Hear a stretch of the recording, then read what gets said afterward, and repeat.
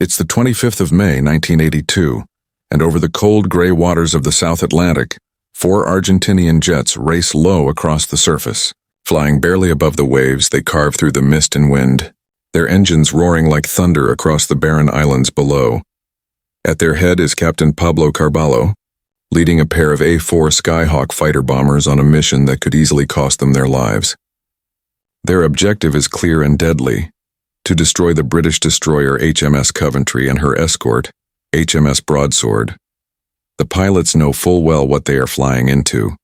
Their aircraft are old, stripped-down Skyhawks, remnants of another era. They have no radar warning receivers, no countermeasures, and carry only unguided bombs, primitive weapons in the age of radar-guided missiles. But they have courage, skill, and a clear sense of purpose. The fate of the Argentinian position in the Falklands may depend on what happens in the next few minutes. Background to the battle weeks earlier. Argentina had invaded and occupied the Falkland Islands, or the Islas Malvinas as they call them. The British task force, thousands of miles from home, had been fighting relentlessly to take them back. By late May, British ground troops were closing in on key positions. To support them, 2 Royal Navy ships, HMS Coventry, a Type 42 destroyer, and HMS Broadsword, a Type 22 frigate, had taken up station northwest of the islands. Their mission was to protect British forces from Argentine air attack, but their position made them highly exposed. The Argentinians knew that destroying those ships could blunt the British advance, and so they launched one of the most daring low-level attacks of the war. The Argentinian approached flying in pairs. The Skyhawks approached Pebble Island at near wave-top height. Every second, their pilots risked disaster. One small mistake, one gust of wind, and they could crash into the freezing sea. Entering their range, "Don't climb for any reason," Carballo warned his men over the radio. The Skyhawks hugged the contours of the terrain, weaving between hills and valleys to stay beneath British radar coverage. Their low altitude was their only shield. On board HMS Coventry, Captain David Hartdyke and his crew were already on edge. British intelligence had warned of an incoming strike, but the exact location and timing were unknown. The radar operators stared intently at their screens, knowing that the next blip could mean death. Suddenly, 4 contacts appeared. 4 contacts bearing 225, range 30, the operator called out. The bridge came alive. Sirens blared across the ship as the crew rushed to action stations. Within seconds, Coventry's Sea Dart surface-to-air missiles swiveled into position, ready to engage. Vanishing from radar, but the radar blips began to fade. The Argentinians had ducked behind Pebble Island, vanishing from the British screens. "Contacts lost over Pebble Island," came the chilling report. Captain Hartdyke knew what that meant. The Sea Dart missile system had a minimum engagement range. Any aircraft that came too close, too low, could slip through the gap in Coventry's defenses. His worst fear was being ambushed at short range. He immediately radioed HMS Broadsword. "Broadsword, what's your status?" Broadsword, equipped with Seawolf missiles designed for close defense, was Coventry's only hope if the enemy got within that lethal envelope. But everything now depended on coordination and timing. The attack begins. Meanwhile, Carballo and his wingman, Lieutenant Carlos Rinca, broke through the last cloud bank. The glint of metal on the horizon confirmed it. The British ships were in sight. Starting the attack, Carballo called. "Good luck, Captain," replied Rinca. The 2 Skyhawks dropped to sea-skimming height, engines screaming as they pushed to maximum speed. On board Coventry, alarm screamed again. 2 hostiles bearing 192, low level. At that same moment, a British Harrier jump jet reported itself in the same area. Confusion erupted on Coventry's bridge. Friend and foe were flying in the same direction. One wrong decision could bring down a British aircraft. "Captain, friendly aircraft 20 miles out," shouted a controller. Hartdyke had to choose in seconds. Turn the Harrier away, shoot missiles. But the Sea Darts couldn't lock on. The Skyhawks were flying too low, almost scraping the waves. The radar beams passed right over them. Close quarters inside the Skyhawks. Salt spray covered the windshields as the jets tore across the water. The pilots were literally flying through the ocean mist, so low that waves seemed to reach for their wings. On Coventry, sailors strained their eyes toward the horizon. Then, visual contact.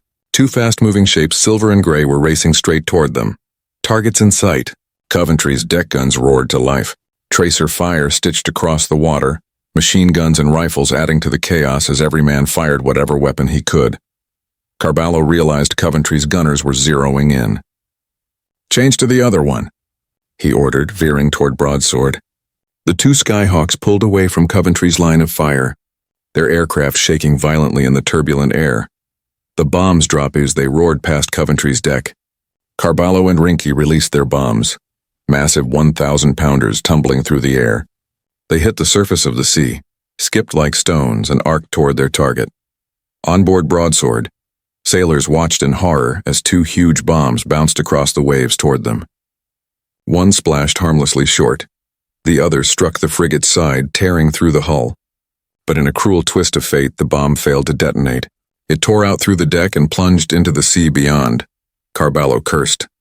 Their attack had come agonizingly close, but another Argentinian flight was right behind them. The second wave approaching from the north were First Lieutenant Mariano Velasco and Ensign Jorge Barrio Nuevo. Their Skyhawks carried smaller, more reliable 250-kilogram bombs. Coventry's radar detected them just as Hartdyke ordered another hard turn to starboard, trying to give his missile systems a clear line of fire. "Shoot!" A Sea Dart missile streaked into the sky, but as Velasco dropped even lower, the missile's radar lock broke. It screamed harmlessly past, vanishing into the distance. On Broadsword, the Seawolf team finally got their system back online. The radar picked up the approaching Skyhawks and locked on, but then a disaster. Coventry, still turning, passed directly in front of the firing arc. "Coventry's in the way. We can't fire," shouted the operator. The chance was lost. The fatal strike Velasco pushed his aircraft lower still, barely 10 meters above the waves. Ahead of him, the gray silhouette of HMS Coventry loomed larger with each passing second. Onboard Coventry, gunners opened up again. The main 4.5-inch cannon thundered, but its sights were misaligned. The 20mm anti-air gun jammed. In desperation, sailors grabbed rifles and opened fire by hand. "Brace, brace, brace," echoed through the intercom as the Skyhawks closed in.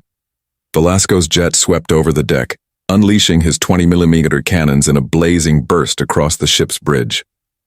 Then he pressed the bomb release. Two 250-kilo bombs fell away, cutting through the air before striking Coventry's hull. The impact shook the entire ship, two hollow thuds echoing through the steel. For a moment there was silence. No explosions. Crewmen began to stand up, thinking they had survived. Then, seconds later, detonation, HMS Coventry destroyed. Two enormous explosions ripped through Coventry's side. Fire and smoke burst from the superstructure. One bomb detonated near the operations room, destroying the computer center and killing many of the men inside.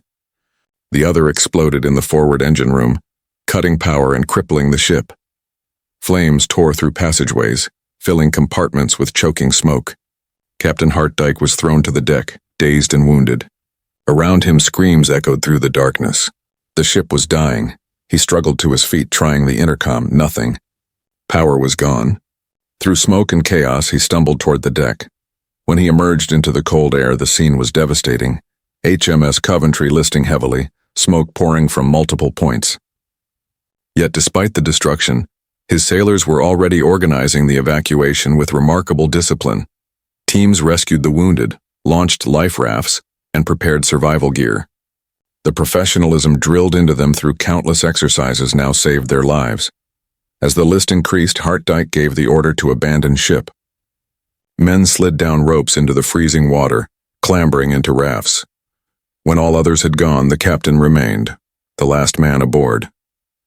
He looked over his shattered ship, the vessel that had been his command and his home, now burning and broken.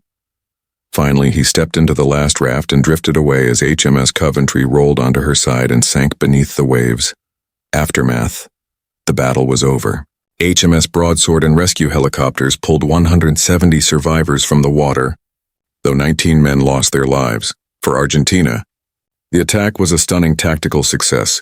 All 4 pilots returned safely to base, hailed as heroes. But strategically, it changed little. Within weeks, British forces recaptured the Falklands, bringing the war to an end.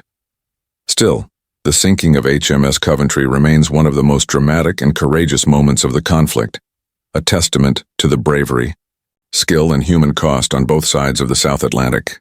Closing narration, in just minutes. One destroyer was lost and nearly 24 men had paid the ultimate price.